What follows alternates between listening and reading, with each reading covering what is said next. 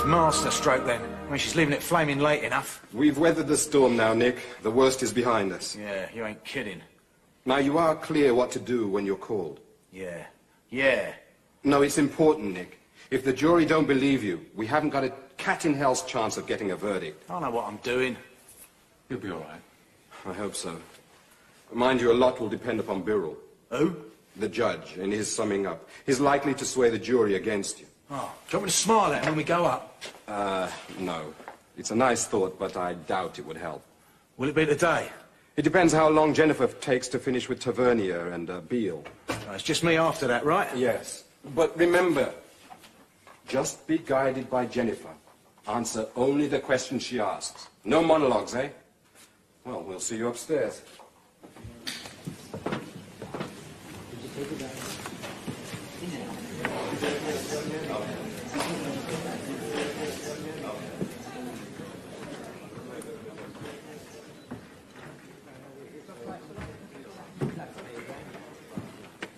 Tavernier. I can't think of any other reason. In your opinion, would you say that it would be unusual for the landlord of such a public house to have some kind of weapon on the premises?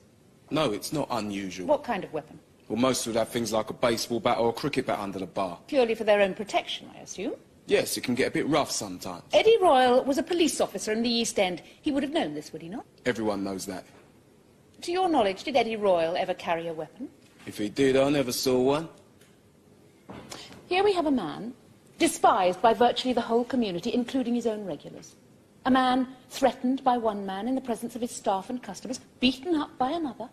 A man thought of as a police informant. A man so fearful for his own safety, he even tried to convince a loyal member of his own staff to throw a boxing match. In your opinion, bearing in mind your knowledge of the area and of Eddie Royal himself, would you say he would be likely to make as much provision for defending himself as he could? Yes. Would such a man be likely to carry some kind of weapon for protection? Yes.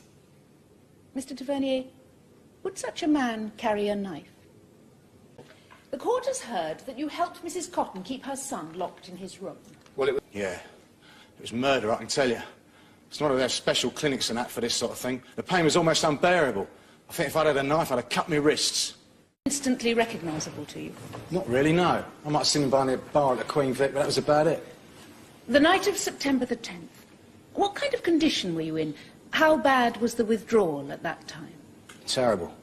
I hadn't had anything for weeks, and I was desperate. I'd been working on one of the boards for about a week. The boards? Across the windows. Oh, thank you. It was this teaspoon. I managed to get one breakfast time. I was using it to work the screws loose. I'd almost done it. So what was going through your mind as you were trying to pry this board loose? I don't know. Not really. I just knew how to get out. I was dying in there. You actually feared for your life? Yeah, I mean, I'd known people who died. Drug users. Well, you read about it all the time. And I was scared. I just knew how to get out, go somewhere, get out. It wasn't Ma's fault. She was doing what she thought was best. But she was killing me. So what happened after you removed the board? Well, there was still a lot of people about, and I was frightened in case someone saw me climbing out the window. So I put it back and waited until it was dark. And then? I just sat by the window for ages, shivering. The pain was really bad by now, but I knew I had to wait. I watched everyone leaving the Queen Vic, making their way home, waited until the square was deserted. And once it was all clear, I took the board away from the window again. Didn't you see anyone in the square at that time? Nah. Please continue. Once it was all clear, I opened the window and climbed out. I was that desperate, I think I'd have jumped if I'd had to. Then I realised I could climb out onto the drain pipe. So that's what I did. A car went past and I nearly fell off. Then it went all quiet again, so I climbed down. So you were now outside the house? Yeah. I didn't want to risk going around the outside of the square in case I was seen. I thought it'd be better if I cut through the middle, through the gardens. So that's what I did. I think I was about halfway through, and I felt someone grab hold of me. I thought it was Pete at first, that he'd seen me get out and come after me, but it wasn't. To the jury, my learned friend would have you believe that the... And I ask you to find the defendant, Nicholas Cotton, guilty of murder. Consider this. The one blinding omission in the prosecution's case is the motive. Where was the defendant's motive for taking a life? Money? No. Mr. Royal wasn't robbed. Revenge? For what? The two men hardly knew each other. The plain fact is, the defendant had no motive. I can't believe if they let him off. Do you think they'd have let me off if it was me up there? All I know is that Nick Cotton murdered Eddie Royal. Now he's sat over there laughing at us. Have you seen him? Not yet, but when I do... He got off. There's nothing anyone can do about it. What do you reckon? You think people are going to sit back in this square and let scum like that live round here? I don't see that they got any choice. Yeah, well, there's no way I'm serving him in the pub. It just makes my flesh creep to think about him. Yeah, it was the dealt with him we had the chance. What? Strung him up from a lamppost? And why not? It's the only thing scum like that understand. The judges won't do it, we should do it ourselves. Look, I better be getting on. I'll see you later, Pete. Yeah, me too. Just hope I don't bump into him today, you know? Mrs. C? Hello, Pete. What's that, then? Petition. Oh, what about? About getting your son off the square. Oh, I see. Thank you for your support. Doc, it's got nothing to do with you. We just want him out of the square. Look, I know you're upset, Pete. Upset? I'm not upset, Doc. I'm angry. Yeah, We're all know, angry. And we're going to get rid of him. By hook or by crook, he's going. You've changed, don't you, Pete? And I hadn't even noticed. Doc, it's not me we're talking about. How are you, Dot? How are you bearing up? That's what you would have said once when you used to care. Oh, I care. I care that people can go for a walk around here without any fear of getting a knife stuck between their shoulder blades. You've lived alone too long, Peter Beale. That's your trouble. You're bitter and petty like an old woman. You're like an old woman gossiping all day with nothing better to do. Doc, just tell him to go. You want to take a look in a mirror one morning. You want to take a good look. No wonder you live alone.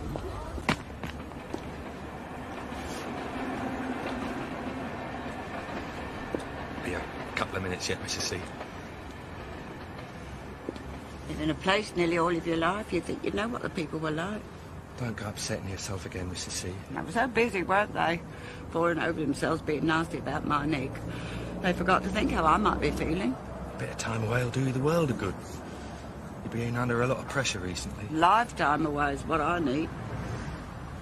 Is that my cab? No, it's stopping outside the Vic.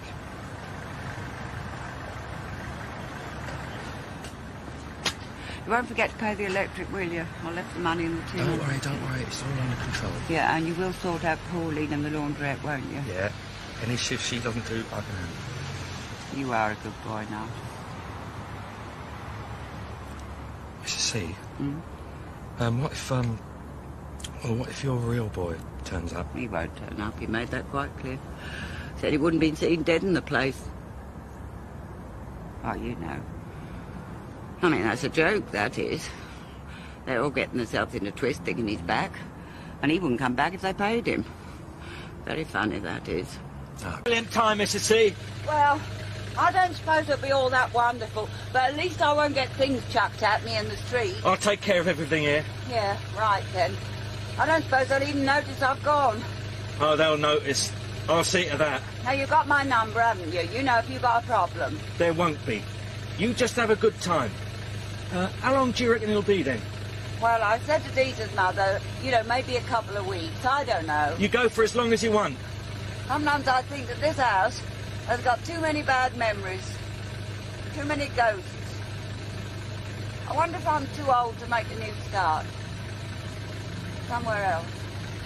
Take care, Miss C. God! God!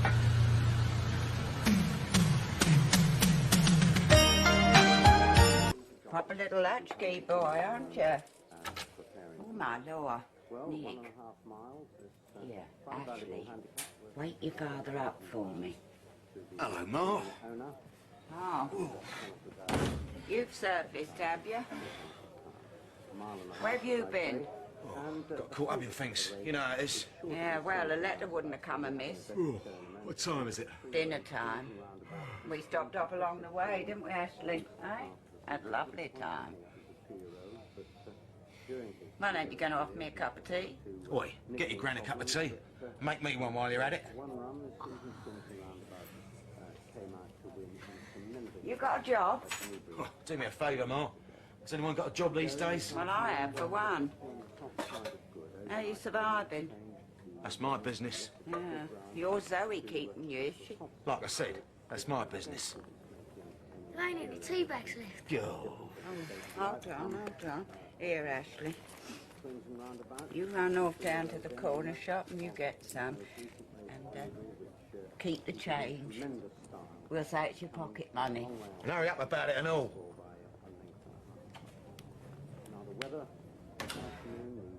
Nick, how could you? You know I always look forward to you having a son of your own. I used to imagine it, the wedding, patter of tiny feet. I've even got your christening gown. Yeah, well, if it was up to me, I'd rather not have him. All he does is cost money. Oh, Nick, how can you? Your own son. Considering the start he's had, he's grown up a lovely boy. Must have my genes, then. Here, they're mine. Good to see you, Ma. Gambling again, are you? You know what I told you about gambling? No, it was just a flutter. Oh, hello, Mrs. Cotton. I didn't know you was coming round. Yeah, she took us all by surprise. I brought Ashley back. You know, I didn't want him walking home on his own. Oh, where is he now, then? He's out playing football in his new trainers. Oh, he loves them trainers, you know. I can't tell you. You look as though you could do with a cup of tea. Yeah, I wouldn't say no. How about it, Nick? Just had one, thanks. Yeah, I mean, do you want to make us one? What do you think I am? That's all right, Zoe. I'll make it. Nice to see your mum. Is it? Any luck down a job centre? Yeah, a couple of cleaning jobs on offer. Great. Nothing for me, I suppose. Well, it could be. I don't know what you're looking for, do I? I mean, you change your mind every week. Yeah, well, it's got to be the right thing, ain't it? Right thing. You could try a bit harder. All right. I'll have another look tomorrow. Now, listen. I don't want Ma coming round here, so don't encourage her. I might see you now, all right? You're the only one. Just don't want her interfering, that's all. I gave your teapot good scrub. It was all brown on the inside. It's all brown on the outside. Oh, thanks. I keep meaning to get round to that sort of stuff, but with these two to look after. Oh, I know. Ma, maybe you better forget the tea. Don't want you getting caught up in a rush hour, do we? Last thing you want to do is get trampled on. Oh, yeah, I never thought of that. Oh, I hate them crowds, you know. All that shoving and pushing. And them germs. Here, Zoe. Take this. Get No, something you don't nice for have to, Ashley. Oh, go on, take it. There you are. Now, don't bother. I'll let myself out. And if I don't catch Ashley on my way out, give him his grandma's love. Yeah. Will do. Oh, we'll see you soon, then. Yeah, ta-da. Bye-bye.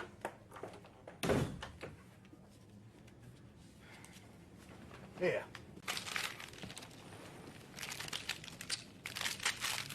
Had enough, have you? Send Ash out for some more. Oh, I've got money all of a sudden.